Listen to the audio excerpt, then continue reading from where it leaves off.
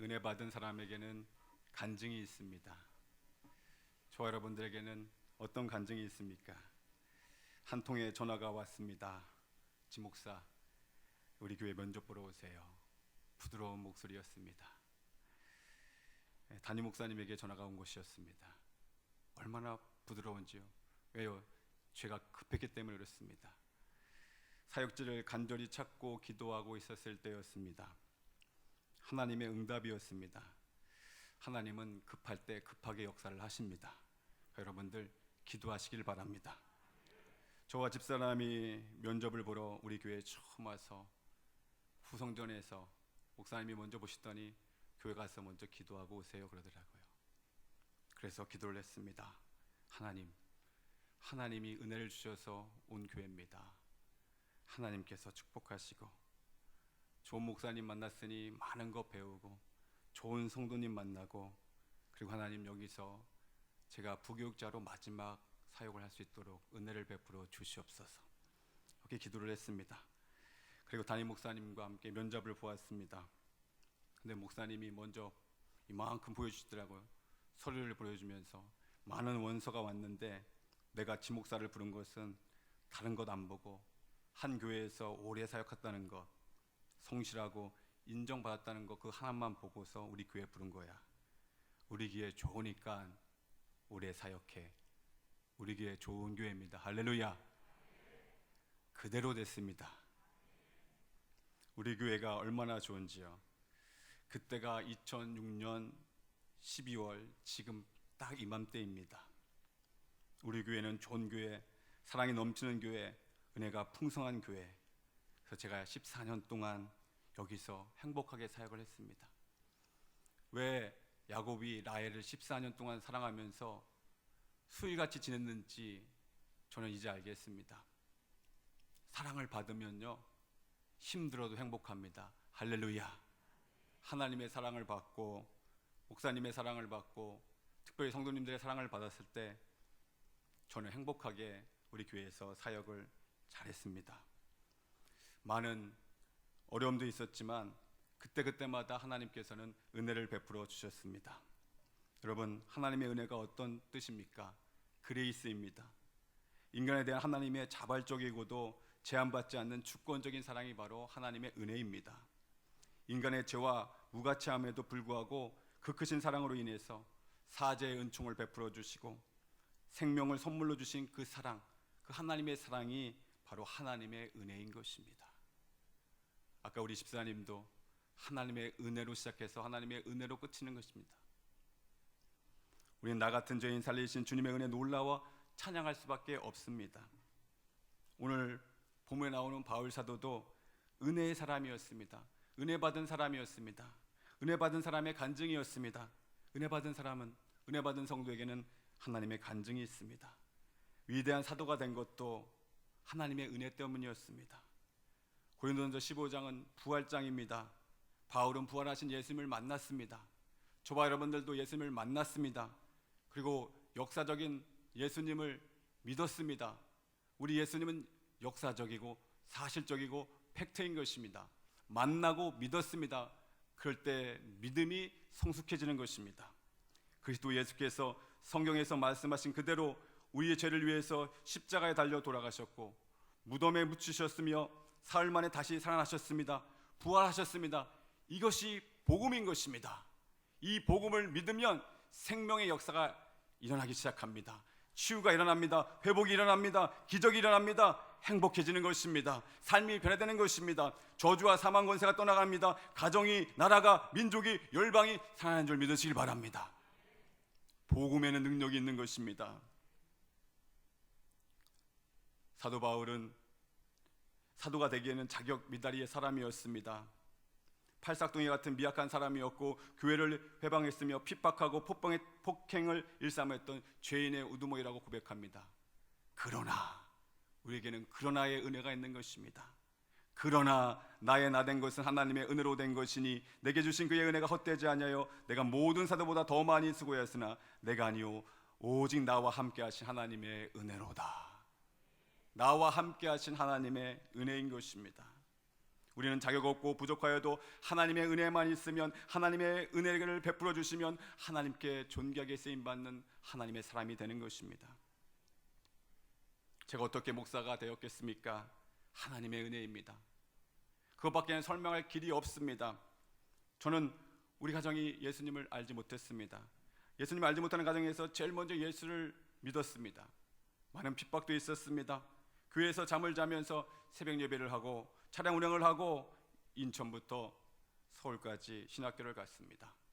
신학교를 다닐 때도 힘들었습니다. 등록금이 없어서 힘들었습니다. 그럴 때마다 기도했을 때 까마귀를 보내주셨습니다. 그리고 하나님께서 목사로 만드셨습니다. 이것이 하나님의 은혜입니다. 결혼을 해야 되었습니다. 정말 아무것도 없었습니다.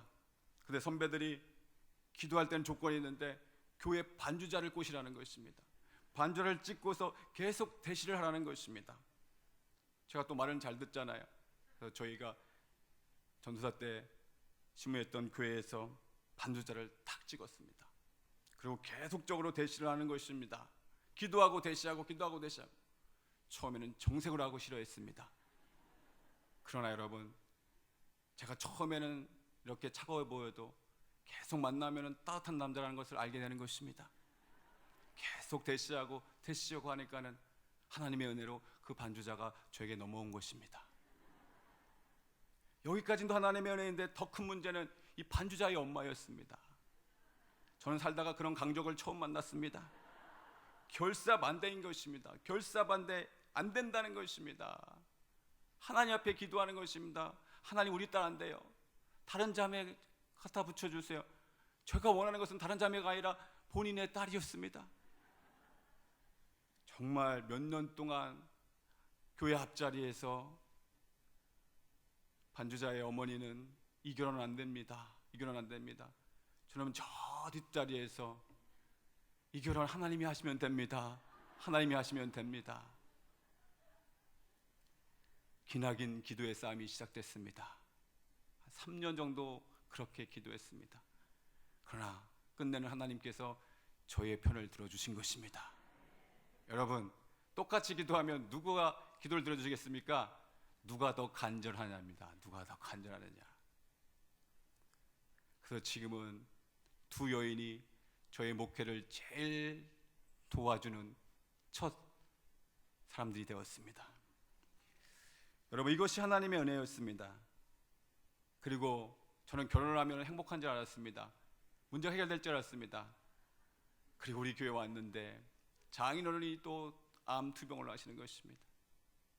또 우리 집에서 살고 싶다는 것입니다. 우리 집에 모셨습니다. 그때 이단지에 살았는데 어떤 권사님은 지 목사가 돈이 많은 줄 알고 부자라고 그러던데 그 다 월세였습니다. 그 장인어른 투병하시는데 새벽에부터 저녁까지는 교회에서 사역을 하고 꼭 아프시면 밤에 아프시는 거예요. 밤에 아프시면은 일산 암투병 그 암센터에 갔다 오면 또 새벽이 되고, 정말 그때 제가 안 쓰러지고 여기까지 사역한 것이 그때 은혜였습니다. 장인어른 아프지, 또 우리 교회에서 하나님의 은혜로 또 보이는 열매, 저희 딸을 하나님이 주셨는데 꼭 아파도 새벽에 아프고, 한국병원에서 VIP 고객이에요. 우리 딸이 하도 많이 입원을 하니까 장인어른 아프지, 딸 아프지. 그런데도 하나님이 사역을 감당하시는 그 은혜를 베풀어 주셨습니다. 그래서 제가 설교 제목, 하나님의 은혜가 더 큽니다. 아무리 힘들어도요, 하나님의 은혜를 베풀어 주시면 살아나게 되는 것입니다. 일어나게 되는 것입니다. 어느 권사님이 왜 코로나 시대에 개척을 하냐고, 그 배짱이 어디서 나오냐고. 전 배짱 없습니다. 우리 집사님은 싸웠다고 그러는데 저는 맨날 맞았어요. 배짱 없습니다. 그런데요, 하나님이 은혜를 주시면 힘이 생기는 것입니다. 믿음의 배짱이 생기는 것입니다. 여러분, 교회의 주인은 예수님인 줄 믿습니다. 교회는 예수님의 핏값으로 세운 기관이기 때문에 하나님께서 반드시 책임져 주시는 것입니다. 믿음이 있으면 되는 것입니다. 교회가 하나 세워진다는 것은 위대한 일입니다. 왜요? 생명을 살리는 일이기 때문에 그렇습니다. 사탄의 방해도 많습니다. 개척을 준비하면서 교회가 세워지기 위해서는 정말 많은 눈물과 희생이 있어야 된다는 사실을 깨달았습니다. 이게 해봐야 합니다. 그래, 우리 송촌교회가 오기까지 우리 담임 목사님과 사모님이 얼마나 많이 우셨을까, 그것을 느꼈습니다. 지금 교회 개척하는 현실은 꽁꽁 얼어붙은 겨울이죠. 교회 자리를 보고 올 때마다 낙심, 실망, 걱정, 한숨, 벽이 너무 높았습니다. 포기하고 싶은 마음도 들었습니다. 그럴 때마다 할 수 있는 것은 기도밖에 없었습니다. 누구 사람에게 찾아갈 사람도 없었습니다.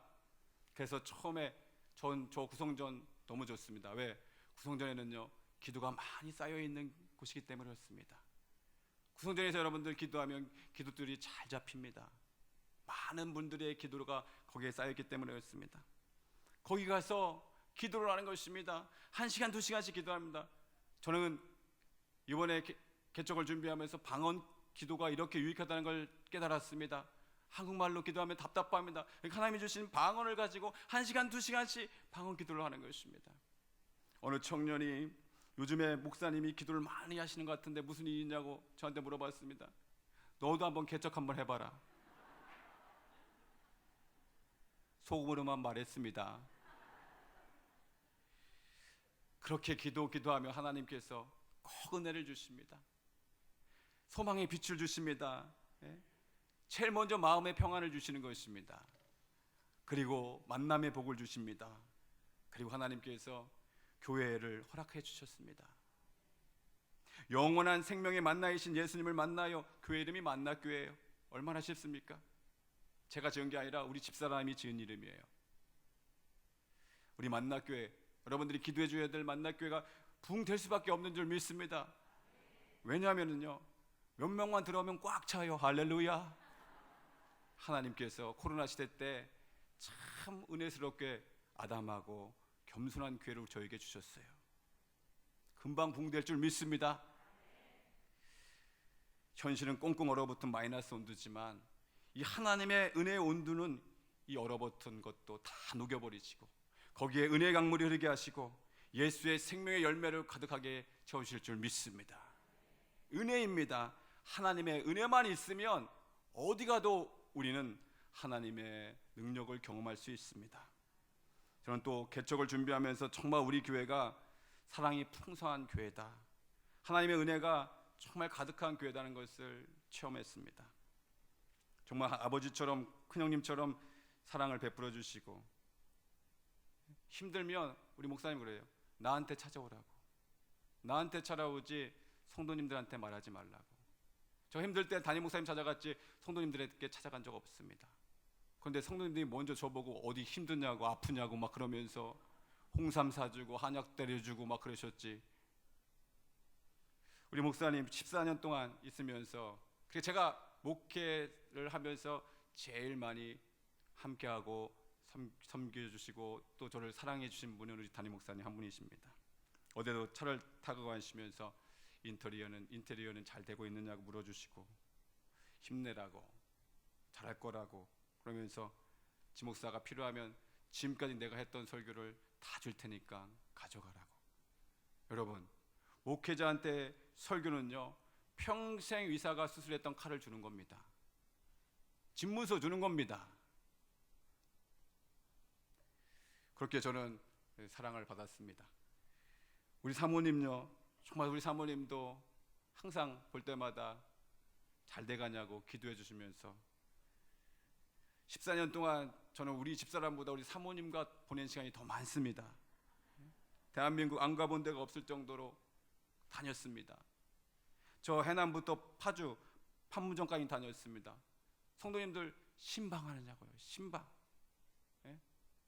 거기 가가지고 바닷가 있다고 해서 바닷가 가지 않았습니다. 신방만 하고 바로 교회 왔어요. 왜요? 또 신방 가야 되시니까. 새가족 신방을 가면은 새가족들이 가끔 제가 사모님 남편인 줄 알고 동안의 남편을 얻었다고 그러시고 그래서 항상 저는 새가족 신방을 할 때 이분은 담임 목사님 사모님이십니다, 항상 이렇게 말씀을 드리고 하셨습니다. 내년부터는 담임 목사님이 직접 새가족 신방을 한다고 하니까 저는 이제 신경을 쓰지 않아도 되는 것입니다. 이렇게 사랑을 받았습니다. 며칠 전에 저희 딸이 제 얼굴을 보더니 아빠 얼굴 많이 좋아졌다 그러는 거예요. 좋아질 수밖에 없죠. 담임 목사님 새벽에 지 목사님 개척하니까 성도님들 사랑 많이 주셔야 합니다. 그 말이 떨어지자마자 장로님들 전화 옵니다. 권사님들 전화 옵니다. 집사님 전화 옵니다. 성도님들 전화 옵니다. 왜 밥 사주신다고. 그때부터 먹은 고기가 소고기, 돼지고기, 오리고기, 양고기, 샤브샤브, 코다리, 광어에 참치에 얼굴이 좋아질 수밖에 없죠. 저는 절대 배가 나오질 않을 사람이었습니다. 저가 우리 교회에 처음 올 때 정말 피골이 상처패서 왔습니다. 그래서 우리 담임 목사님 사모님은 어디서 저 시골에서 목회하다가 안 된 담임 목사님 친구를 데리고 왔다고 그랬습니다. 그때 제가 32살이었습니다. 권사님은 참 목사님 사람 구실 못할 것 같다고 그러셨습니다. 근데 지금 제가 배부른 목사가 됐어요. 얼마나 잘 여러분들이 먹여주셨는지.